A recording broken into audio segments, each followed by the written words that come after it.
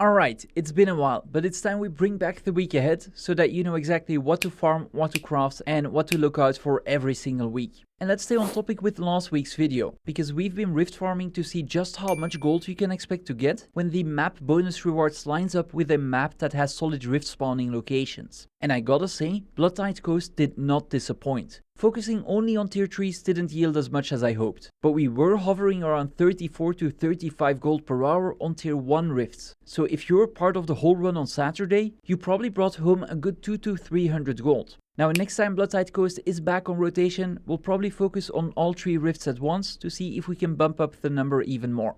This week we're gonna get Saitung Province, Frostgorge Shant and Ember Bay. And depending on where the rifts spawn in Frostgorge, it might be worth farming that map for a couple of days as well. Because starting today, the bonus rewards are shiny baubles yet again, and from Thursday on you can get corrupted lodestones, claws and dust. I'm honestly also not sure how good Ember Bay is, so I can't really comment on that yet, but I will try to fit in a casual 10-hour farming session or so that we know for next time. And if you're now wondering why or how you can get this much gold doing rifts, then make sure you check out my video from last week, because not all maps are made equal. You're basically gonna need good rift spawning locations alongside map bonus rewards, because if one of them is lacking, the numbers might end up a fair bit lower.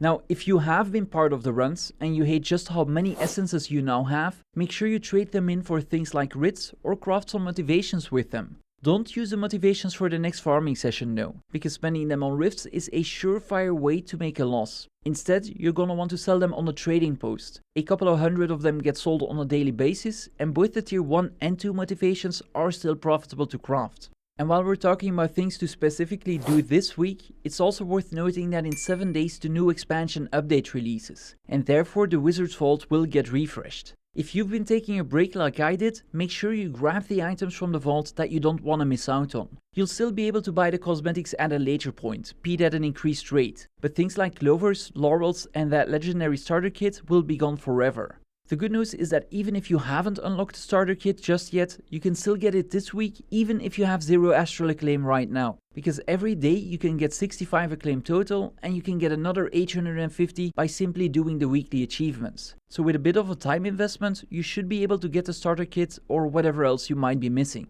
And speaking of things you could miss out on, that sensational storage package in the Gemstore is bound to go away tomorrow. But the good thing is that this month you will get some sales on the Gemstore every single week. Next up are build and equipment templates, and after that we get backslot expansions as well as character and account upgrades. So if you've got some gems lying around, don't spend them just yet if the upgrade you want isn't on sale right now, because you'll be able to literally get the exact same item but 25% cheaper. And if you're wondering, no, this video is in fact not sponsored by ArenaNet. So Ruby, if you're watching this, I could use a couple of thousand gems to give away to some of my viewers. I think 1 million should probably do the trick. But back to farming and crafting, because I've recently been enjoying some casual gathering, and I noticed that with the right setup, meaning that if you bring a glyph of bounty, an item booster as well as the guild hall gathering bonus, that muscles are more than worth farming. And if you combine the route with jungle plants in Bloodstone Fen and Dragonstand, you've actually got yourself a pretty great farm that can be repeated every single hour.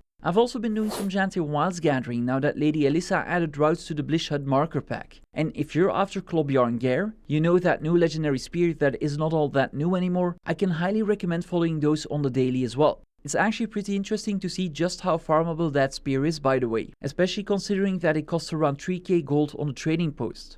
Getting the Janthir Wilds resources shouldn't take too long, since you can go for a run every single hour, or even more if there's different map IPs, which might happen during meta events and peak times. And while the Mersad runestone prices got absolutely decimated, you don't even need to buy those either, because that same gathering route should get you enough of them as well.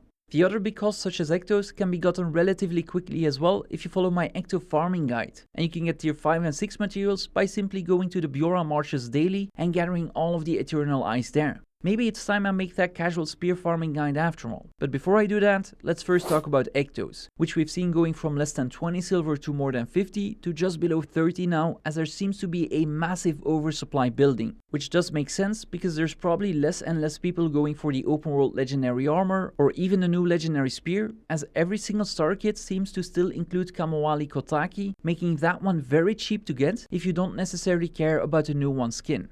I did receive a good question from one of our members on whether Ectos will go up because of the Festival of the Four Winds though, and honestly, it's pretty hard to say. As it stands right now, they're not really worth hoarding to exchange for boxes, because they'd be more than twice the cost of some of the cheaper materials, and unlike last year, crystalline dust seems to be off the table as well. But it's also worth knowing that every single year, as the festival goes live, which is still a good 5 to 6 months away mind you, ArenaNet does rebalance the box cost, so they could always surprise us with a better deal than we currently have.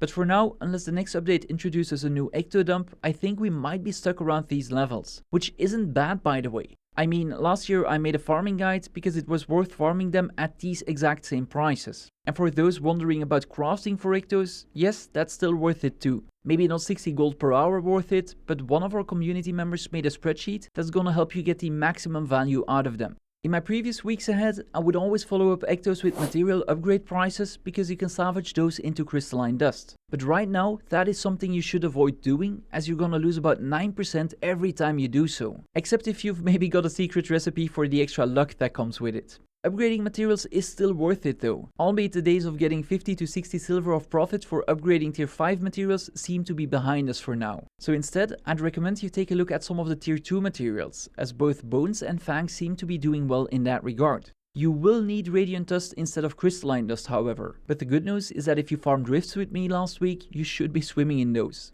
Mystic Coins on the other hand are still going strong, and they haven't dipped under 2 gold for quite a while now. So do make sure you spend a couple of minutes daily on the Leyline Anomaly and you grab 10 more a week from the Strike Vendor, because that's pretty much 35 gold for almost no effort. Something else you should be doing daily is homestead gathering, and more specifically making and harvesting ascended seeds, because with 3 garden plots and the right boosters you can get about 25 to 30 back daily, which is worth a good 10 to 12 gold. You can get a free plot for simply finishing the Ascended Cooking achievement, and the other 2 you can get from the Gemstore. The ones on the Gemstore are quite expensive though, as it will cost you about 1000 gems each, but hopefully they too will get reduced when the account upgrades are on sale later this month. If you buy them, it's still gonna take you a while to recover the investment, but it could be worth considering if you got nothing else to spend your gold on right now. And even if you don't buy those, then the free plot is still 3 to 4 gold per day for literally 1 minute of work.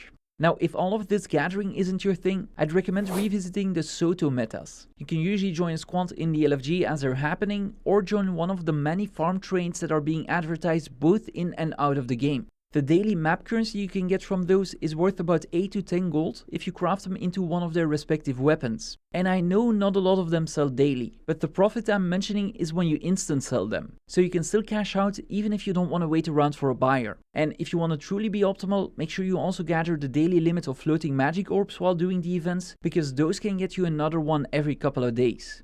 Lastly, I also want to let you all know, and probably ruin the price in the process, that the collapsing star set is currently available in the Blackline chests. And considering we get a major update next week, these might go away pretty soon. Right now, you can actually buy the set for around 36 to 40 gold per ticket, which is cheaper than the price of vintage Black Lion boxes or the Everbloom set skins. So you could get back most, if not all of your gold you're investing into unlocking the skins. And if you're looking for a bit of an investing opportunity, you could always stash away a couple of collapsing star skins and hope they go up in price once they're out of the rotation. And maybe the same will happen for the Everbloom skins once their cost doubles. There's probably another 100 items I could or should cover, but I'm gonna leave it at this. If you got any questions, either join my Discord or ask me live on Twitch. But not today though. I take Mondays off from streaming, but any other day it'd be really cool to see you there.